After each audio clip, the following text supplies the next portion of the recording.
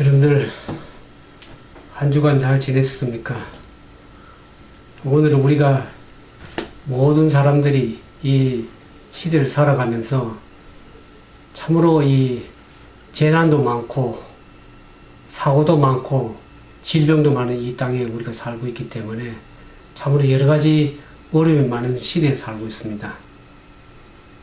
그래서 많은 사람들이 겪고 있는 어려움 가운데 한 가지는 이 우울증에 대해서 함께 우리가 이 생각해보는, 그래서 그 말씀을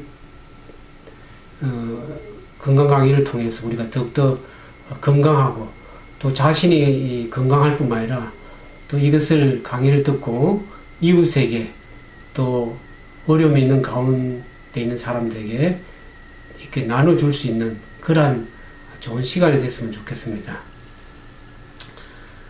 우리가 이 만족한 마음과 이 쾌활한 정신은 우리 육체의 건강이 되고 마음의 힘이 됩니다. 우리가 잠언 17장 22절에도 보면 오늘 이제 하나님을 믿지 않는 사람도 있겠지만 믿는 사람들 믿지 않는다 할지라도 이 말씀은 여러분들이 도움이 되기 때문에 말씀을 좀 드립니다. 잠언 17장 22절에 보면 마음의 즐거움은 양약이라도 심령의 근심은 뼈로 마르게 하느니라, 그런 말씀이 있습니다. 그와 동일한 말씀이 잠언 15장 13절에도 보면 마음의 즐거움은 얼굴을 빛나게 하여도 마음의 근심은 심령을 상하게 하느니라, 그 같은 말씀이 있습니다. 우리가 마음이 즐거우면 그것이 우리가 삶에 참으로 활력이 있고 건강해지지만 우리가 침울하고 우울하고 슬픔에 있게 되면 그것이 온갖 풍성한 그런 질병을 가져오게 됩니다. 그런 침울과 우울과 이 슬픔은 하나의 정신적 우울입니다. 그것은 우리 심령에 많은 질병들을 가져오게 됩니다. 그래서 오늘 우리가 이 우울증에 한번 생각해 보면서 우리가 그것을 어떻게 예방하고 또 치료해서 우리가 건강하게 또 살 수 있는지 함께 나눠보도록 하겠습니다.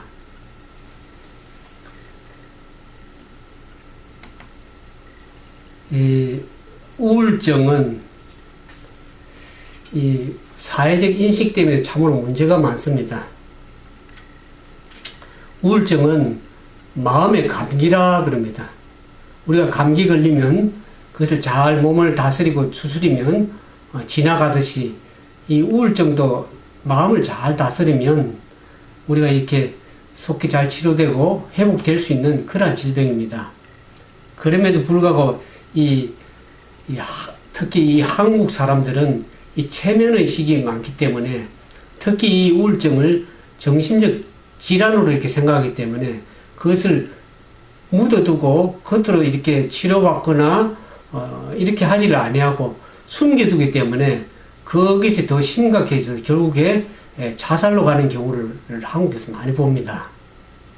특히 이제 이 미국보다는 한국이 자살률이 3배나 높습니다. 매일 30명에 가까운 사람들이 직업에 관계없이 그게 정치인이든 연예인이든 기업인이든 간에 어느 누구에 할 것 없이 이렇게 이 자살로 하는 경우를 많이 봅니다. 근데 이제 이 우울증에 자살하는 사람들이 80 내지 90%가 경우가 거의 우울증을 앓고 있었다는 것이죠. 그래서 이 심각한 현상이기 때문에 우리가 이것을 간과하지 말고 어떤 사람이든지 우울한 기분, 우울감을 다 가지고 살아가고 있습니다. 그래서 우리가 이것을 잘 이해하고 인식해서 어떻게 바르게 예방하고 치료해 나가는지를 알므로 인해서 우리 아까 같은 것을 잘 해결해 나갈 수 있으리라 생각이 듭니다. 제가 이 미주에 있으면서 한국일보 신문에 보니까 미주에 사는 한인들 가운데서도 10명 중에 6명은 우울증을 한번 경험했다 그럽니다. 그만큼 심각하다는 거예요. 시대적으로 경제적으로 어려지고 또 여러 가지 사고와 재난이 많기 때문에 사람들이 불확실한 미래에 살면서 참으로 이 마음들이 불안하고 초조하고 또 염려함으로 인해서 이런 질병들이 오게 되었습니다. 그래서 여기 이제 몇 가지 용어에 대해서 우리가 인식을 하면 우리가 좀 도움이 되리라고 생각이 들어집니다. 이 우울증과 우울감, 조울증에 대해서 좀 설명을 드리겠습니다. 이 우울증 하면 이제 영어로는 디프레션 그럽니다. 근데 요즘에 디프레션이라는 말을 어감이 안 좋기 때문에 그 말 사용보다는 mood disorder, 그러니까 기분 장애라는 말을 사용을 많이 합니다. 그래서 여기 이제 이 우울증은 디프레션이라는 말을 쓰지만 우울증과 우울감은 다릅니다. 우리가 우울감은 일시적으로 기분이 우울한 상태를 우울감이라고 합니다. 그거는 저도 겪을 수가 있고 여러분도 경험을 다 하시리라고 생각됩니다. 그런 우울감과 또 다른 우울증이라는 것은 나중에 이제 미국 정신의학께서 어떻게 진단하는지를 나중에 설명하겠지만 우울증이라는 이 디프레션은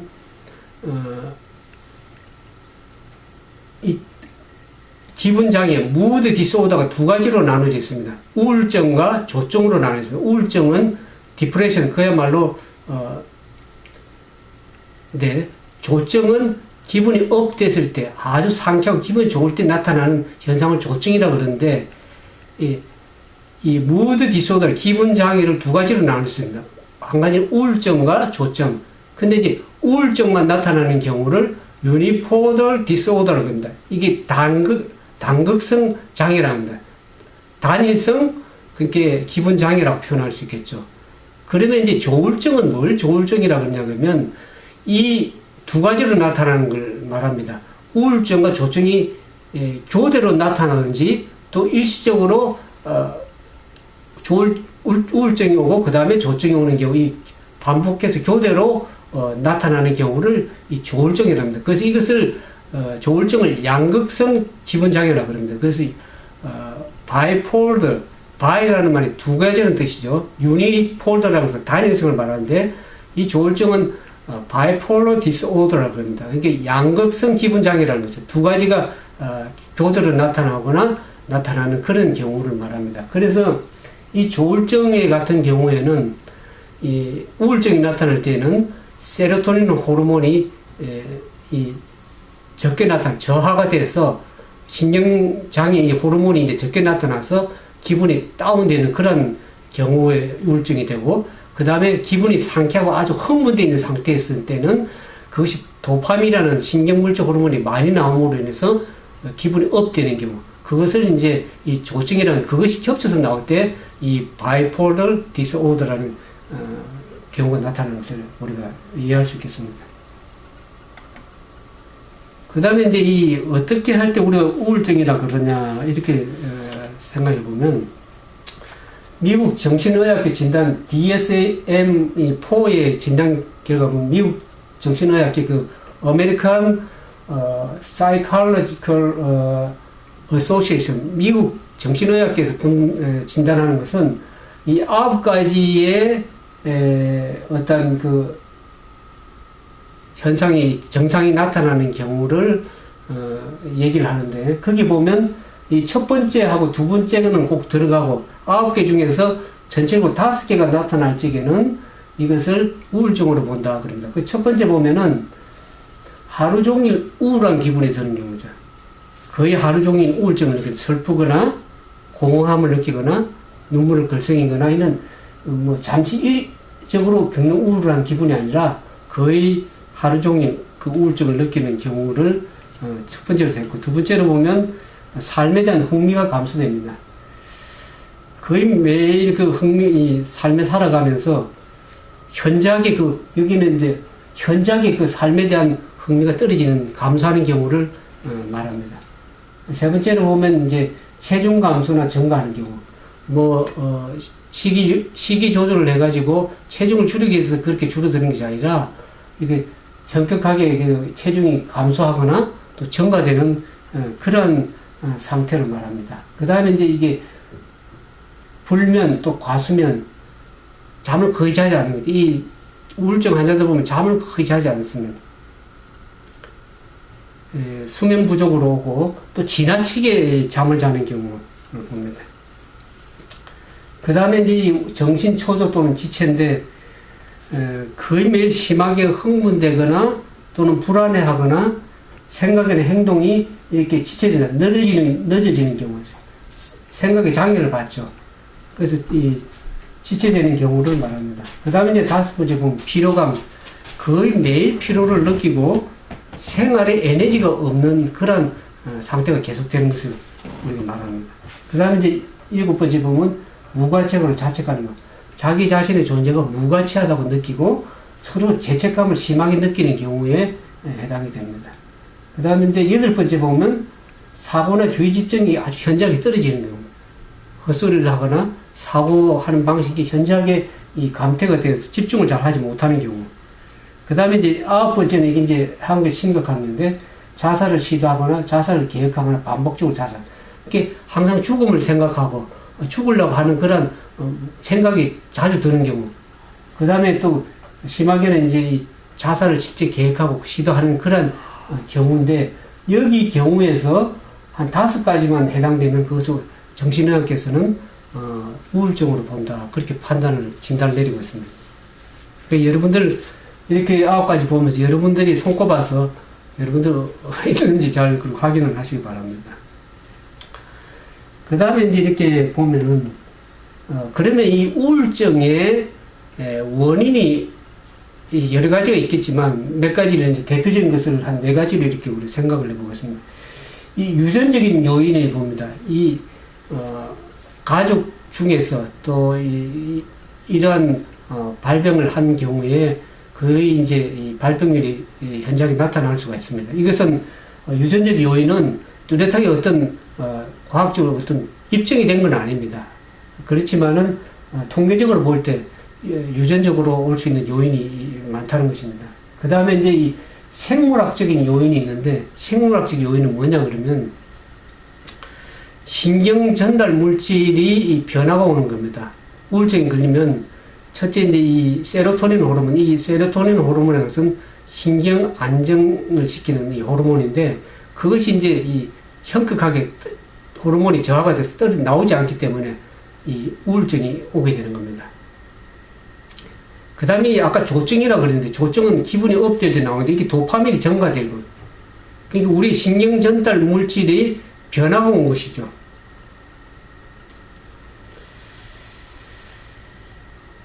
그리고 이제 이것이 이제 이 생물학적 요인이라고 하면 보통 이제 우리가 많이 겪는 것이 이 생활 사건과 환경적인 스트레스가 상당히 많은 요인으로 작용을 하고 있습니다.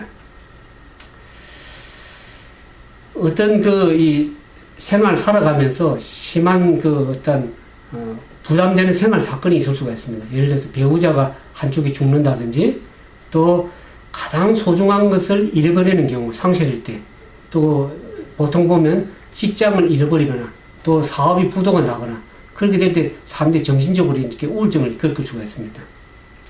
그 다음에 이제 환경적 스트레스라는 것이 우리가 스트레스를 적게 받는 삶을 살아야 되는데 살다 보면 이 환경에서 오는 이 스트레스를 많이 받습니다. 사람들이 어떤 사람은 스트레스를 똑같은 환경에서도 스트레스를 받지 않고 사람도 있는 반면에 어떤 사람은 심하게 스트레스를 받는 경우를 봅니다. 그래서 그런 이제 문제가 여기 보면은 이 성격과 정신적 역동적 요인인데 성격적인 요소가 또 이 우울증을 가져오는 경우가 많습니다. 그러면 이제 이 우울증이 걸리기 쉬운 사람의 이 성격을 보면은 자존심이 약하거나 또 초자아가 강하거나 또 인간관계에서 지나치게 의존적인 사람 그리고 어떤 사건에 접해서 대상관계에서 성숙되지 못한 생각을 할 수가 있습니다. 우리가 극한 스트레스를 받으면 판단력이 흐려져 가지고 상황을 굉장히 어렵게 생각해요. 부정적으로 생각하고 그래서 우리가 생각할 적에도 잘해야 되는 것이 어떤 상황이 비록 어렵다 할지라도 그 상황을 볼 때 생각의 해석을 잘 내려야 됩니다. 긍정적이고 또 좋은 쪽으로 이렇게 잘 해석을 하면은 그 스트레스 요인으로 작용하지 않는 반면에 잘못 생각하거나 또 판단력이 성숙지 못할 경우에는 그것을 부정적인 요소를 받아들일 때 그것이 스트레스 작용되어서 어떤 우울증으로 가기 쉬운 그러한 장애를 받을 수가 있습니다. 그 다음에 여기 이제 정신 역동적 요인이라는 것이 뭐냐 그러면, 이 어렸을 때에 당한 사고, 또 폭행, 또 학대 같은 것은 이게 정신적인 이 트라우마로 작용해가지고, 이게 이제 이 어렸을 때 받은 그 상처나 큰 이 문제들이 이 크면서 성장해 나가면서 그것이 하나의 큰 영향력을 입어서 우울증을 발전할 확률이 8배에서 10배로 높다는 것이죠. 왜냐 그러면 우리는 스트레스를 받을 때 뇌의 단백질이 손상이 된다고 합니다. 근데 그것이 이제 어렸을 때 손상을 계속 받고 나오면은, 물론 그것이 나중에는 신경 영양인자로서 회복이 되긴 되지만은, 깊은 이 트라우마를 겪은 우울증을 겪은 사람들에게는 이 신경 영양인자가 양이 정상인보다 떨어지기 때문에 이게 이 심각하게 그런 발병할 확률이 8배에서 10배로 높다는 것입니다.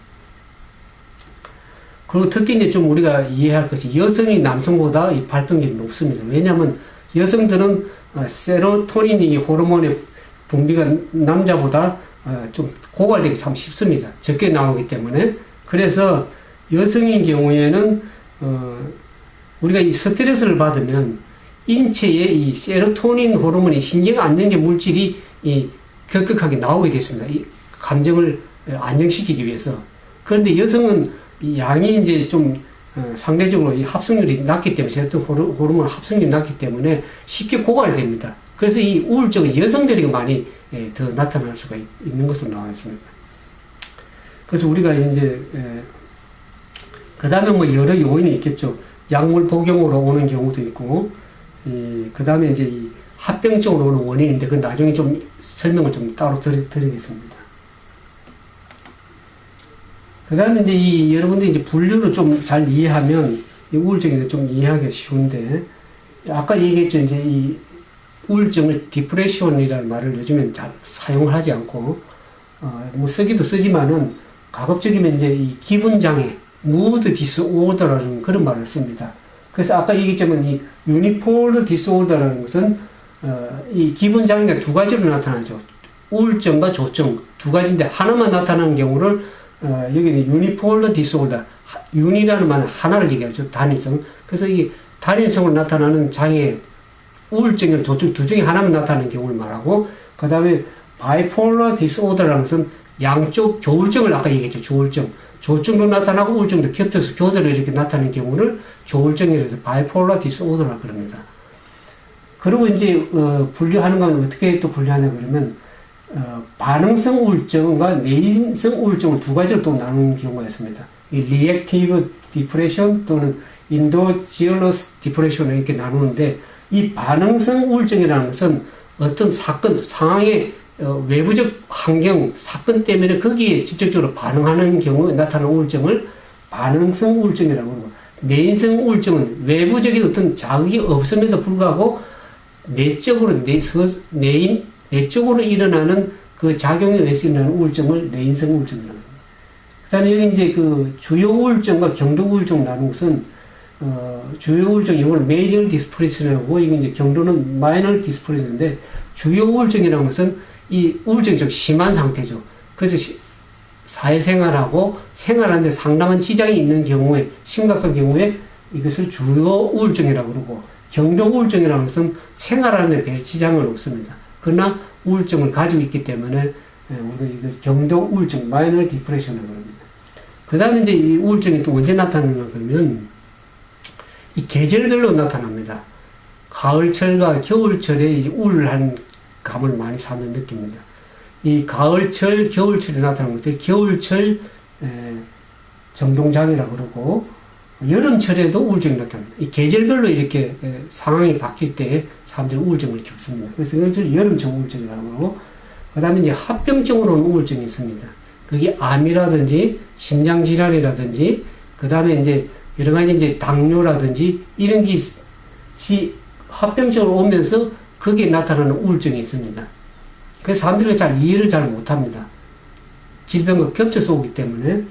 그 다음에 이제 이 감염 우울증이라는 것이 있습니다. 이 감염 우울증은 뭘 감염 우울증이라고 하면, 우울증이 있는데도 겉으로 드러나지 않습니다. 이건 마스키트 이제 디프레션이라고 그러는데, 이거는 증상이 여러 가지로 나타나기 때문에 사람들이 잘 이해를 못하고 있는데,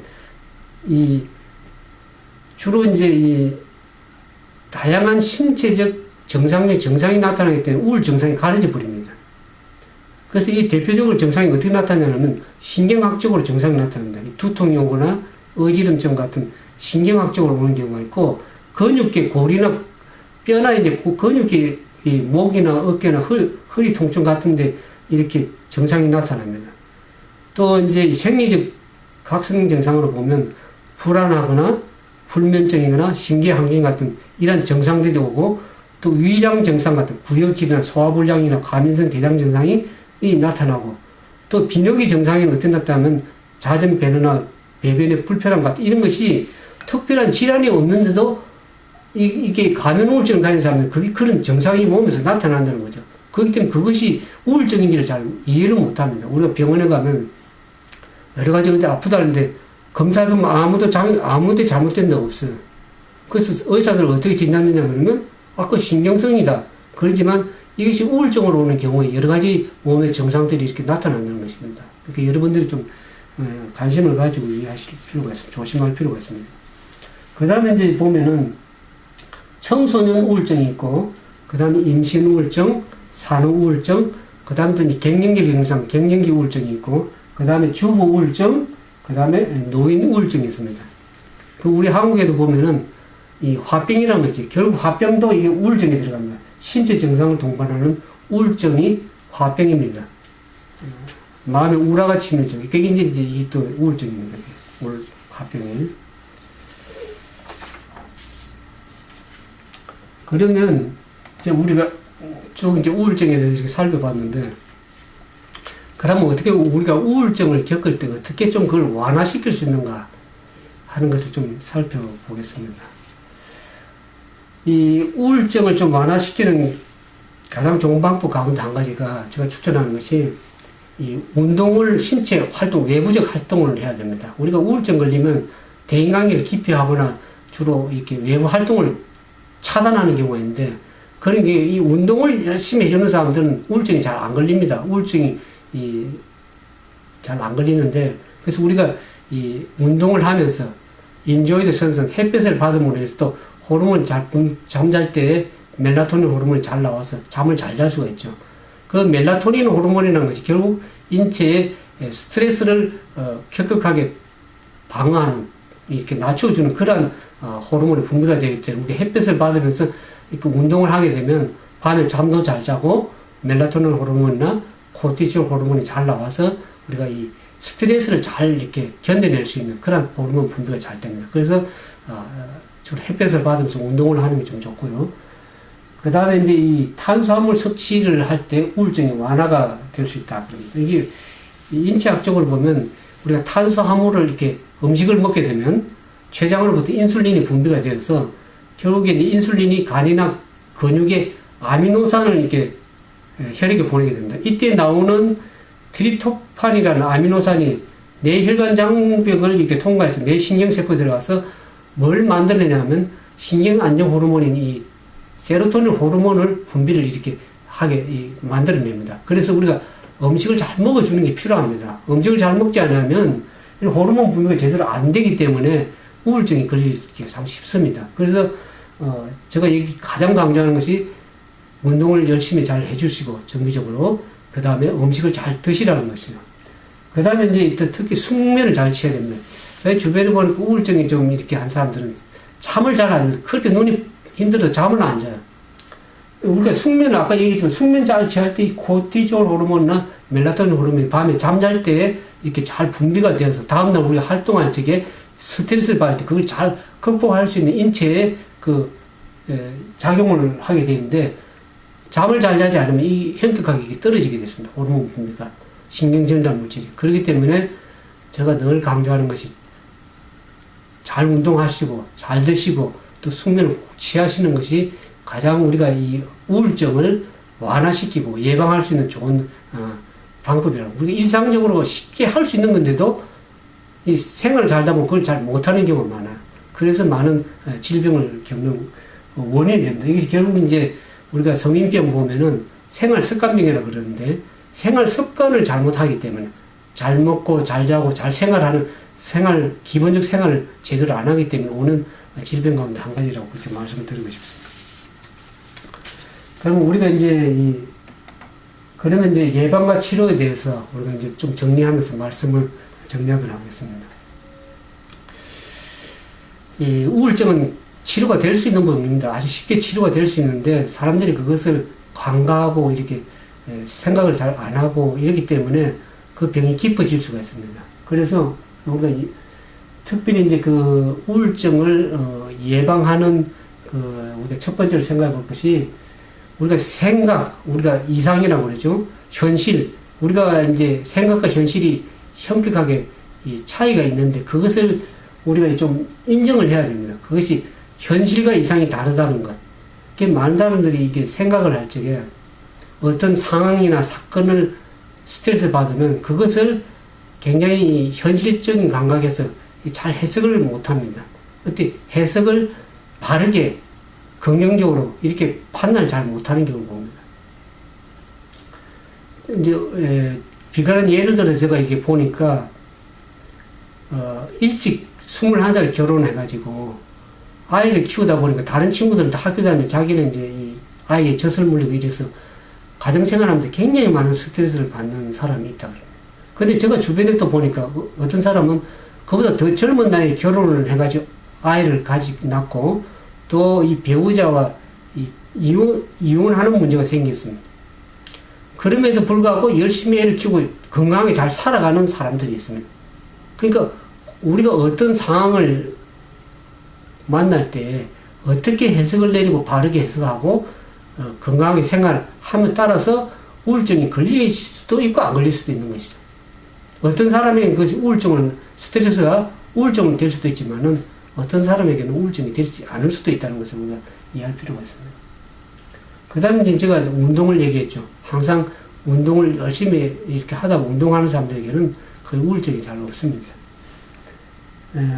그런데 이제 이렇게 살다 보면 우리가 이제 가족 중이나 또 본인이나 가족 중에서 우울증을 겪을 수가 있습니다. 그럴 때 우리가 어떻게 해야 되는가? 가족 중에 그런 사람이 있으면 그런 사람들을 이제 이렇게 몰아붙이기보다는 이해하고 또 위로하면서 치료를 위한 도움을 좀 줘야 됩니다. 이 마음에 생긴 병을 다룰 때는 지혜가 좀 필요합니다. 또 이해가 필요하죠. 이 미국 사람 중에 이 솔로몬이라는 사람이 있습니다. 그분이 이 한낮의 우울이라는 책을 썼는데 거기 내용 보면 이렇게 나옵니다. 가족이 사랑으로서 우울한 사람을 고통에서 끌어낼 수 없다. 다만 때때로 그가 머물러 있는 곳에서 그 사람과 함께 그럭저럭 지낼 수는 있다. 같이 있으면서 지내는 걸 얘기죠. 그 다음에 또 그분의 책에 보면 같이 느껴보도록 지금 그 환자 속에 있는 그대로 아는 것이 환자에게 가장 가까이 가는 것이다. 같이 호흡을 맞춰주는 것이 가장 중요하고 또 실제적으로 도움을 주는 것이 중요하다. 그럽니다. 우리가 가족 중에 그런 사람이 있을 때 어떻게 도와줄 것인지 이해하고 지혜를 발휘해서 어떻게 도움을 줘서 회복될 수 있도록 할 것인지를 지혜를 좀 발휘해야 될 필요가 있습니다. 그 다음에 이제 이 원인 제거를 해야 되는데 그 우울증이 어떤 원인에서 왔는지 어떤 환경에서 왔는지 아니면 어떤 생활을 잘 못해서 오는 이게 이제 아까 얘기 빠뜨린 부분에 보면은 부절제한 식사 생활도 습관도 하나의 우울증으로 작용을 하는 원인으로 되어 있습니다. 그래서 우리가 이 건강한 생활 원인이 무엇인지를 제거하고 건강한 생활 습관으로 삶의 패턴을 바꿔 나가야 될 것입니다. 그래서 이제 이 환경적인 문제와 사람과의 관계인데 어떤 환경에서 스트레스 오는 경우에 그 스트레스를 주는 환경에서 잠시 좀 떠날 필요가 있습니다. 또 사람과의 관계에서 잘못될 경우 그 사람과 잠깐 좀 떨어져서 있는 경우도 좋습니다. 그래서 그 원인이 무엇인지를 잘 알고 분석해서 그 원인을 제거해줄 때 그 우울증이 완화가 되고 치료가 될 수 있는 것입니다. 근데 이제 이 우울증은 특히 대부분의 요인이 이기심에서 온다 그럽니다. 사람들이 스트레스를 받고 하는 것이 자기 자신을 사랑하기 때문에, 자기가 절대 상처를 받지 않으려고 자기 이득만을 생각하기 때문에 남을 배려하기보다는 모든 환자들이 그렇지만 자기 자신에게 집중되어 있습니다. 모든 어려우면 내가 어려움을 안 당하려고 하는 몸의 신체 정상이 반응이 나타나게 됐습니다. 그러니까 이기적으로 자꾸 생각하는 사람들은 항상 남을 배려하기보다는 자기 중심을 생각하는 사람들은 이 이기심에서 우울증이 많이 쉽습니다. 그리고 이제 이 스트레스 문제에서도 보면 스트레스는 남이 주는 것이 아니라 내가 받는 경우 대부분입니다. 그러니까 남을 탓하기보다는 자기 자신을 돌아봐야 됩니다. 자기 자신이 자기 자신을 바꾸면 스트레스가 없어집니다. 그래서 남을 원망하기 전에 먼저 자기 자신을 잘 살펴보고 자기가 잘못된 부분을 고치고 회개해야 될 그런 필요성이 좀 있습니다. 그리고 이제 이 우울증에 걸린 환자는 자식이 잘 안 되지만은 자기 자신이 그러한 질병에 걸렸을 경우에는 자기 자신의 건강의 회복을 위해서 반드시 기도해야 됩니다. 남이 대신해 줄 수 없는 부분들이 있기 때문에 환자 자신이 먼저 자기 자신의 건강을 위해서 반드시 신앙을 가지신 분들은 반드시 기도할 필요가 있습니다. 그 다음에 어떤 책에 보니까 이게 의지하고 문제가 관련이 있답니다.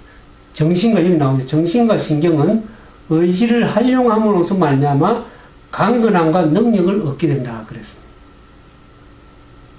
정신적인 문제, 신경적인 문제는 결국 의지력이 약해서 오는 경우가 상당히 많습니다. 물론 이제 신체 정상에서 보면 어떤 잠이나 먹는 거나 이런 걸 잘 못해서 신체적으로 오겠지만은 정신적인 문제이기 때문에 이것은 의지력을 강하게 잘 활용하면은 병을 물리칠 수 있고 건강하고 안전하게 생활할 수 있는 것입니다. 그래서 우리는 우리에게 있는 그 자유의지, 의지력을 잘 활용해서 마음을 강하게 드시고 모든 문제를 긍정적으로 해석하시면서 삶 속에서 잘 먹고 건강하게 생활하다 보면 이 병은 쉽게 해결되고 물리치고 예방할 수 있는 것입니다. 그 다음에 이제 한 가지 또 추천해야 될 것이 아주 심한 환자인 경우는 치료를 받아야 됩니다. 약물 치료를. 약물 치료라는 것이 주로 이제 항우울제를 씁니다. 항우울제를 쓸 적에는 이 전문적인 의사와 상의를 해야 됩니다. 왜냐하면 약물로 같이 다른 걸 복용하면 부작용이 나타나기 때문에 약물 치료를 할 적에는 전문가와 상의를 하셔야 됩니다. 그 다음에 이제 보통 이제 우울증에는 약물 치료와 아울러서 정신 심리 치료를 같이 하는 것이 좋습니다. 왜냐하면 이 심리 치료의 경우는 주로 심리 치료를 어떻게 하냐 그러면 사람들이 어떤 문제 의식이나 스트레스를 받을 때 인지하는 것을 잘못 성숙되지 못해서 또 잘못 판단해서 해석을 잘못 넣어서 어떤 심각한 더 우울증이 오기 때문에 인지 치료를 합니다. 그 다음에 이제 사람과의 대인관계에서 문제가 있는 경우에는 대인 치료를 하게 합니다. 그 다음에 이제 어렸을 때 정신적인 트라우마를 겪어서 나오는 그런 경우는 정신역동성의 치료를, 심리 치료를 같이 해주고 있습니다. 그래서 여러분들이 이제 심한 경우에는 이런 약물 치료라든지 이런 심리 치료를 같이 병행해서 하면 쉽게 치료가 될 수 있는 병입니다. 근데 그거를 숨겨도 계속 놔두면 결국에는 이 바이폴라 디소더라는 것은 그 약물 치료를 좀 하는 게 필요합니다. 그걸 하지 않으면 나중에 정신분열증으로 갈 수도 있습니다. 그렇기 때문에 심한 경우는 약물 치료 아울러서 심리 치료도 하는 것이 환자를 위해서 좋습니다.